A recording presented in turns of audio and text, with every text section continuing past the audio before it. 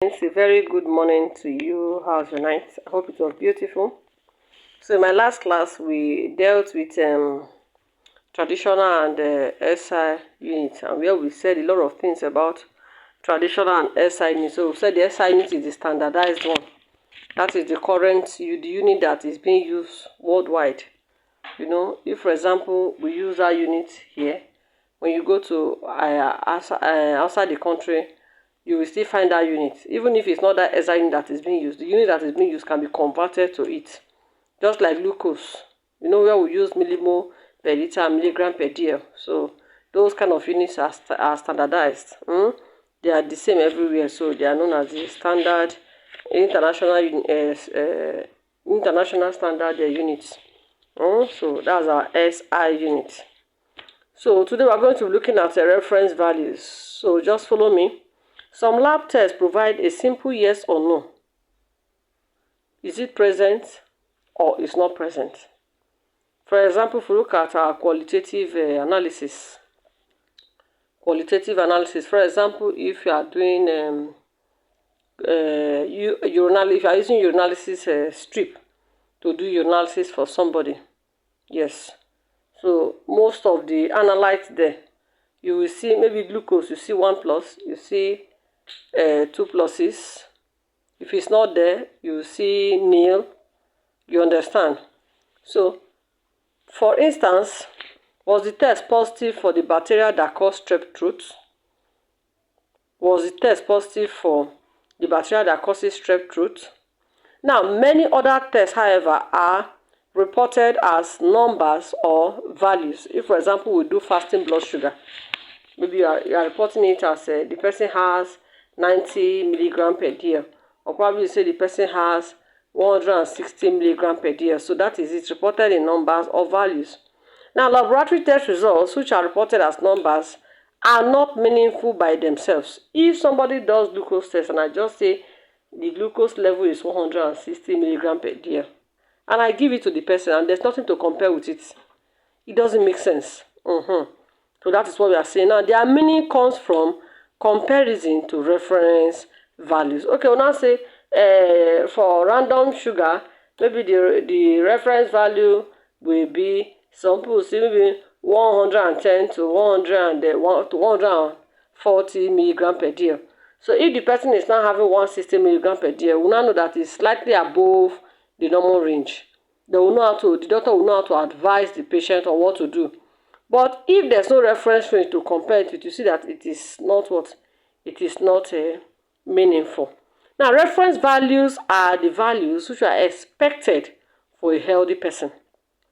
They are values that are expected for a healthy person. They are sometimes called normal values. Now, by comparing test results with reference values, you and your healthcare provider can see if any of your test results fall outside the range of expected values. Values that are outside expected ranges can provide clues to help identify possible conditions or diseases. Now, there are 3 important things we need to know about reference values. So follow me. There are 3 important things we need to know about reference values. Number 1 is a normal result in one lab may be abnormal in another. Yes, because so many factors are to be considered. So that is why most time, maybe for example, tests like genotype, we'll tell people run it in nothing less than 2 places. So that you will look at the results. You understand? Because many factors may affect the results, and a normal result in one lab may be abnormal in another. Now, you must use the range supplied by the laboratory that performed your test to evaluate if your results are within normal range. Most labs have their own normal range. So the lab that did the test, make sure you follow their own normal range, because reagents too matter. So most companies will give you normal range for their own analysis. Okay. So let's continue. Why accuracy of lab testing has significantly evolved over the past few decades. Some lab variability can occur due to difference in testing equipment, chemical reagents, due to difference in testing equipment, chemical reagents used, and analysis technique. So that is why you must use the reference range for the lab that did the test. 2. A normal result does not promise health. So there are times people will do tests and result comes out. That does not mean the person is free. That does not mean the person is not sick. 3. An abnormal result does not mean you are sick. So at times there are some results that will come out and look a little bit abnormal, but it does not mean that the person is sick. Now, a reference range is a set of values that includes upper and lower limits. Of course, you know, reference range is not just one number. Most time it comes in ranges. That is why it's called a range, reference range. So it has both the upper limit and the lower limit. Okay, it should not fall below this. It should not go above that. So that includes upper and lower limits for a lab test based on a group of otherwise healthy people. Now, the values in between those limits may depend on factors such as age, sex, and specimen type, if it is blood, if it is urine, if it is cerebrospinal fluid, and can also be influenced by circumstantial situations such as fasting and exercise. Of course, we know. That's why most tests will have, the one for fasting, you have the range. You understand?